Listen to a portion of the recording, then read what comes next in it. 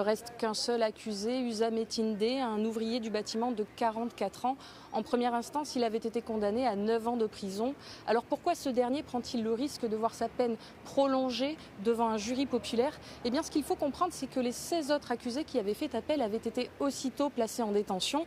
Et d'après nos calculs, certains pourraient déjà bénéficier de remises ou d'aménagements de peine d'ici les prochains mois, évidemment sous certaines conditions.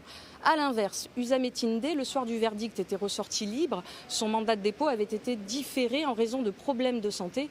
Et s'il s'était lui aussi désisté de son appel, eh bien, il aurait dû être incarcéré.